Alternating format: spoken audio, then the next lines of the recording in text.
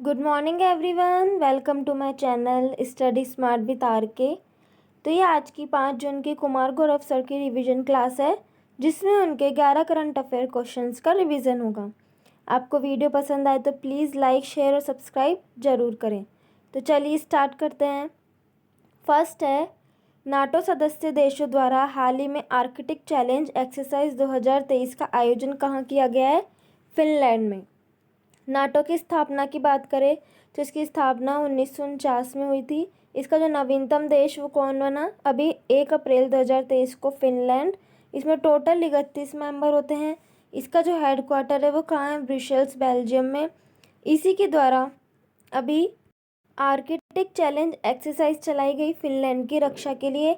ये इसका 6ठा संस्करण है और इसका आयोजन कहाँ हुआ है? नॉर्वे, स्वीडन और फिनलैंड में। अब स्कैंडिनेवियन देशों में कौन कौन से देश आते हैं? नॉर्वे, स्वीडन, डेनमार्क, फिनलैंड और आइसलैंड। नॉर्वे की राजधानी क्या है? ओस्लो। और स्वीडन की राजधानी स्टॉकहोम। डेनमार्क की है कोपेनहेगन। फिनलैंड की है हेल्सिंकी। इसे झीलों का देश भी कहते हैं। क्लीनेक्स 2023 और मित्र शक्ति ये किस किस के बीच में? इंडिया और श्रीलंका के बीच में। फ्रिंजेक्स इंडिया और फ्रांस के बीच में। लॉकशील्ड जो है नाटो का साइबर सिक्योरिटी अभ्यास है। कोप इंडिया इंडिया और यूएसए के बीच में। धर्मगोजियन इंडिया और जापान के बीच में। सूर्य किरण इंडिया और नेपाल के बीच में। काजिंद इंडिया और कजाकिस्तान के बीच में। और गरुड़ शक्ति अभ्यास इंडिया और इंडोनेशिया के बीच में। साइक्लोन भारत और मिस्र के बीच में। और तर्कस जो है भारत और यूएसए के बीच में। नेक्स्ट है, हाल ही में बौद्ध धर्म को समर्पित पोषण पोया पर्व कहाँ आयोजित किया गया है? श्रीलंका में। तो पोषण पोया पर्व का आयोजन कहाँ हुआ है? श्रीलंका में। इसका उद्देश्य क्या है कि बौद्ध धर्म की जो शुरुआत है वो श्रीलंका से होती है, इसलिए इस पर्व का जो है आयोजन किया जाता है। ये जून में पूर्णिमा के दिन सेलिब्रेट होता है। सम्राट अशोक के जो पुत्र हैं अरहंत महिंद्रा ने श्रीलंका में बौद्ध धर्म का जो है प्रचार प्रसार किया था।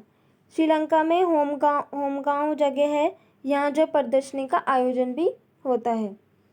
बुद्ध पूर्णिमा या वैशाख पूर्णिमा को क्या हुआ था? एक तो बुद्ध का ज्ञान प्राप्ति बुद्ध को उस दिन हुई थी, बुद्ध का जन्म भी उसी दिन हुआ था और बुद्ध को मोक्ष की प्राप्ति भी उसी दिन हुई थी। मोक्ष की प्राप्ति को क्या बोलते हैं?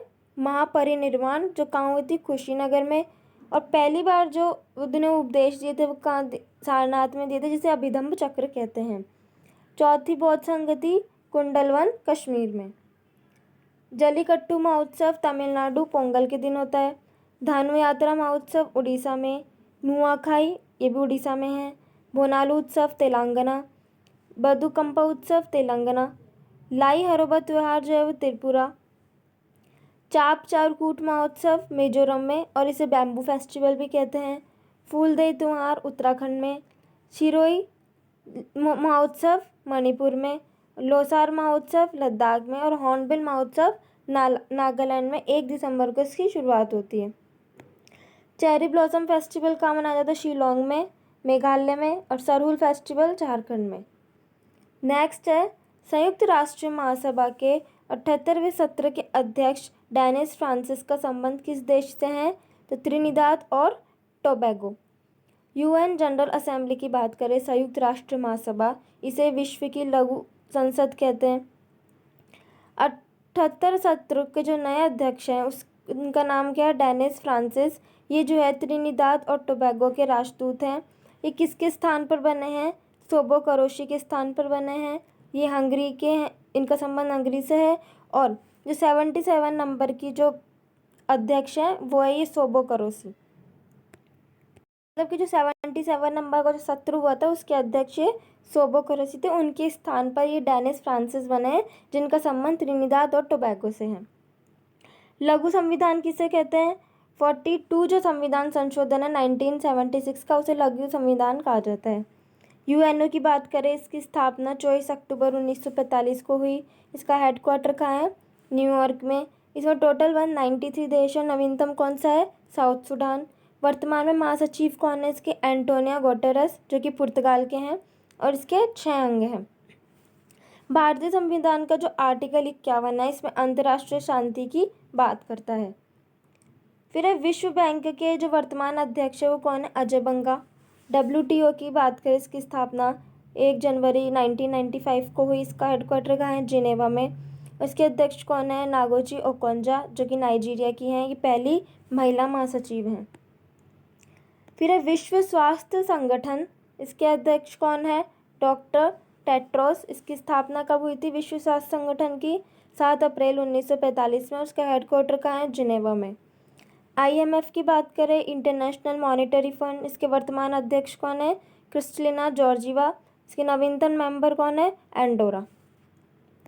ILO की बात करें, इंटरनेशनल लेबर ऑर्गेनाइजेशन, इसके अध्यक्ष कौन है? गिलबर्ट, और हेडक्वार्टर कहाँ है? जिनेवा में। फिर अंतर्राष्ट्रीय ओलंपिक समिति, इसकी स्थापना 23 जून 1894 को हुई थी। इसका हेडक्वार्टर कहाँ है? ल्यूसाने, स्विट्जरलैंड में, और इसके अध्यक्ष कौन है? थॉमस बॉच। फीफा के वर्तमान अध्यक्ष कौन है? इन्फेंटिनो। न्यू डेवलपमेंट बैंक के नवीनतम अध्यक्ष कौन है? डिल्मा रोसेफ, ये ब्राज़ील की हैं। फिर नेक्स्ट है, हाल ही में चर्चा में रहा जूना खटिया गांव का संबंध किस राज्य से है? तो गुजरात से। ये चर्चा में क्यों रहा? क्योंकि यहाँ पर खुदाई में जो है हड़प्पा सभ्यता के जो पूर्व शहरी चरण के अवशेष प्राप्त हुए हैं। और उसमें क्या क्या प्राप्त हुआ अवशेषों में? मिट्टी के बर्तन, सीप की चूड़ी, कब्र स्मारक और नेक्रोपोलिस। लगभग ये जो है 5000 साल पुराना है, अनुमान लगाया जा रहा है। और ये जो स्थान है जहाँ से ये प्राप्त हुआ है वो गुजरात के धोलावीरा से कम 150 किलोमीटर दूर है। राखीगढ़ी हरियाणा की बात करें तो यहाँ हड़प्पा सभ्यता का संग्रहालय बनाया गया है। नेक्रोपोलिस क्या होता है? ये कब्र स्मारक होता है, जैसे कि गीजा के जो पिरामिड है मिस्र के अंदर, उसी की तरह यहाँ पे जूनागढ़ में भी नेक्रोपोलिस मिला है, मतलब कि एक कब्र स्मारक। कालीबंगा कहाँ है? राजस्थान में। लोथल कहाँ है? गुजरात में। धौलावीरा ये कहाँ है? गुजरात में। यूनेस्को वर्ल्ड हेरिटेज में से शामिल किया गया 40वां है। हड़प्पा सभ्यता की खोजकर्ता कौन है? दयाराम साहनी।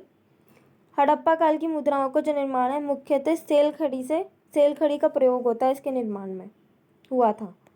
सिंधु घाटी सभ्यता में घोड़े के अवशेष कहाँ से मिले हैं? सुरकोटड़ा से। हड़प्पा कालीन स्थलों में अभी तक किस धातु की प्राप्ति नहीं हुई है? लोहा की। और मोहनजोदड़ो का शाब्दिक अर्थ क्या है? रत्तोका का टीला। नेक्स्ट है, हाल ही में पिछले 2 दशकों की भारत की सबसे भीषण ट्रिपल ट्रेन दुर्घटना कहाँ हुई? उड़ीसा में बालासोर स्थान पर।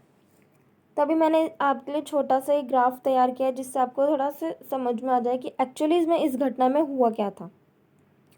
2 ही ट्रेन की पटरी थी और ये जो लूप लाइंस होती हैं, तो जो लूप लाइंस क्यों बनाई जाती है? ताकि इधर से अगर कोई ट्रेन आ रही है तो ट्रेन को उधर थोड़ी देर रोकने के लिए। तो ये डाउन लूप लाइन है, एक अप लूप लाइन है। और ये जो 2 पटरी है इधर से आ रही थी बेंगलुरु हावड़ा सुपरफास्ट एक्सप्रेस, और इधर से आ रही थी अब जो मेन लाइन है उस पर कोरोमंडल एक्सप्रेस। और ये दोनों इधर जो है गुड्स ट्रेन खड़ी थी, मालगाड़ी खड़ी थी।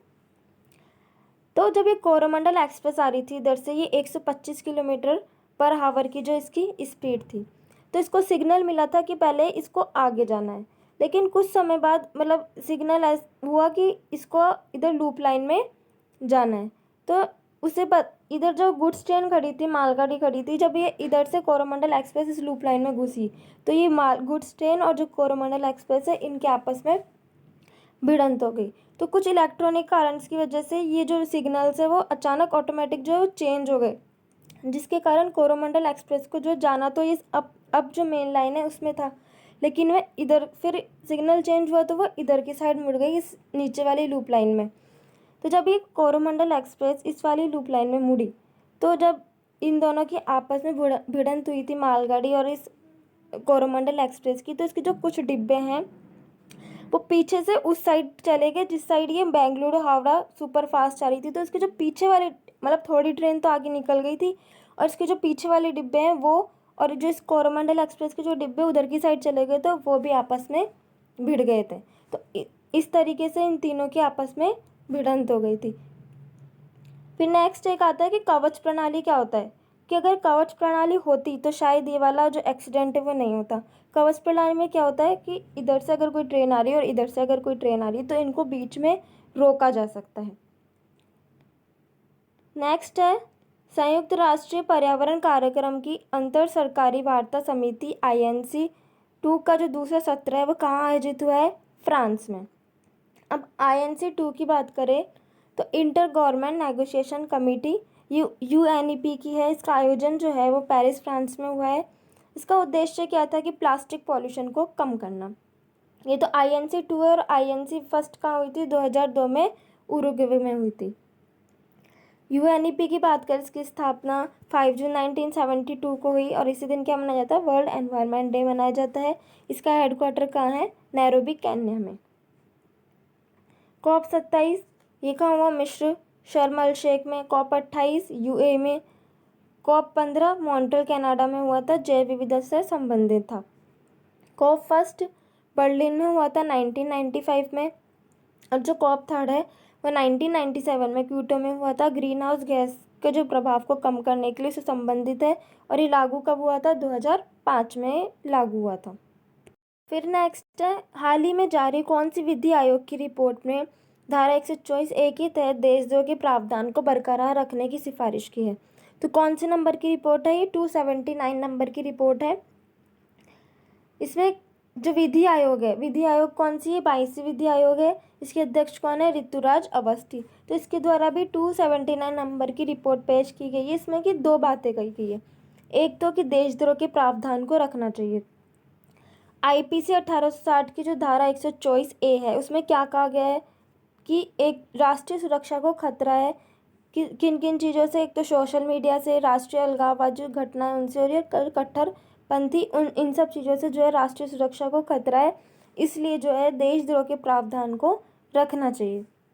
और दूसरी बात, आर्टिकल 19 फर्स्ट A में जो विचार और अभिव्यक्ति स्वतंत्रता है उस पर उचित प्रतिबंध लगने वाला है। ये दो बातें इसने अपने जो 279 नंबर की जो रिपोर्ट है उसमें ये बताई है। फिर है कि एक आता है कि राजद्रोह जो है वो देशद्रोह नहीं है। राजद्रोह क्या होता है? ये कानूनी सरकार के खिलाफ जो असंतोष होता है वो होता है राजद्रोह। लेकिन देशद्रोह क्या होता है कि देश के खिलाफ जो विद्रोह होता है वो देशद्रोह होता है। जो राजद्रोह है वो देशद्रोह में नहीं आता। विधि आयोग की बात करें तो इसकी स्थापना 1955 में हुई थी। इसके पहले विधि आयोग के जो अध्यक्ष थे वो कौन थे? MC सीतलवाड़। और गुलाम भारत के जो अध्यक्ष थे वो कौन थे? मैकाले। वित्त आयोग का उल्लेख इसमें आर्टिकल 280 में। राष्ट्रीय मानव अधिकार जो है एक वैधानिक आयोग है। अधिनियम कौन सा आता है? 1993 का अधिनियम आता है। उसके अध्यक्ष कौन है? जस्टिस अरुण कुमार। संघ लोक सेवा आयोग कौन सा? आर्टिकल 315। राष्ट्रीय अनुसूचित जनजाति आयोग NCST जो है इसमें कौन सा आर्टिकल आता है? Article 338A। और संविधान संशोधन 89। आर्टिकल 338A में तो जो है वो national commission for scheduled tribe है। और आर्टिकल 338 में जो है NCSC national commission for scheduled caste. Next है, डॉक्टर मनसुख मंडाविया ने हाल ही में राष्ट्रीय खाद्य सुरक्षा और मानक प्रशिक्षण केंद्र का उद्घाटन कहाँ किया है? गाजियाबाद में। FSSAI मतलब food safety standard authority of India, इसकी स्थापना जो है एक्ट 2006 से हुई थी। इसका हेडक्वार्टर कहाँ है? दिल्ली में है। इसका जो प्रशिक्षण केंद्र है गाजियाबाद, इसका उद्घाटन किया जा रहा है। और जो शुरुआत करने वाले हैं वो कौन? मनसुख मंडाविया हैं। ये स्वास्थ्य मंत्री हैं। और इसमें मतलब बात स्किल डेवलपमेंट के लिए जिस प्रशिक्षण केंद्र का जो उद्घाटन किया है।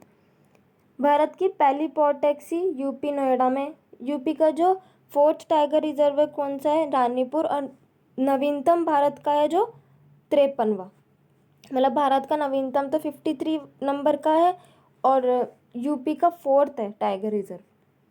भारत का पहला अमृत महोत्सव अमृत सरोवर रामपुर पटवई में। यूपी उत्तर प्रदेश की बात करें तो विधानसभा सीटें कितनी? 403। लोकसभा सीटें 80 है। राज्यसभा 31 सीटें और विधान परिषद सीटें 100। नेक्स्ट है, पहली प्रीमियर हैंडबॉल लीग 2023 का आयोजन कहाँ किया जाएगा? जयपुर में। प्रीमियर हैंडबॉल लीग की बात करें, इसका आयोजन सवाई मानसिंह स्टेडियम जयपुर में किया जा रहा है। पहली बार इसका आयोजन किया जा रहा है। इसमें 6 टीमें भाग लेगी। 33 मैच होंगे और जो पहला मैच है वो राजस्थान और महाराष्ट्र के बीच में होगा। फिर है 18वीं स्काउट एंड गाइड जम्बूरी पाली राजस्थान में। मुख्यमंत्री चिरंजीवी योजना की बात करें तो पहले जो है 10 लाख की राशि थी, अब 25 लाख कर दी गई है।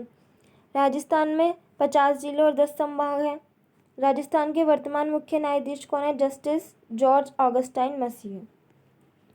नेक्स्ट है, हाल ही में वैकासी विकासम उत्सव का आयोजन कहाँ हुआ है? तमिलनाडु में। तो वैकासी जो है ये तमिल का एक महीना है जो जून महीना है, और विकासम जो है ये नक्षत्र है भगवान मुरुगन की, इसमें इस दिन जयंती होती है। मुरुगन कौन है? भगवान कार्तिकेय, उनको तमिल में मुरुगन कहते हैं। भगवान कार्तिकेय कौन? महादेव पार्वती के जो पुत्र हैं। ये जो है साहस और ज्ञान के देवता के रूप में पूजे जाते हैं। कोरोमंडल तट कौन सा है? तमिलनाडु। तमिलनाडु में कौन से परमाणु संयंत्र है? एक तो कलपक्कम है और एक कुडनकुल्लम है। ये रशिया की सहायता से बनाए गए थे। एक है मैट्रू बांध, ये कहाँ है? तमिलनाडु में कावेरी नदी पर। दक्षिण भारत की पहले जो वंदे भारत एक्सप्रेस है वो कहाँ से कहाँ तक चली? मैसूर से चेन्नई तक। नेक्स्ट है, विदेश मंत्री डॉक्टर एस जयशंकर ने केप टाउन दक्षिण अफ्रीका में आयोजित फ्रेंड्स ऑफ ब्रिक्स बैठक में भारत का किया प्रतिनिधित्व। तो ये था आज के कुमार गौरव सर की क्लास का रिवीजन। आपका वीडियो पसंद आए तो लाइक शेयर सब्सक्राइब जरूर करें, और इसकी PDF जो है आपको मेरे टेलीग्राम चैनल पर मिल जाएगी, जिसका लिंक डिस्क्रिप्शन में है। Thank you for watching.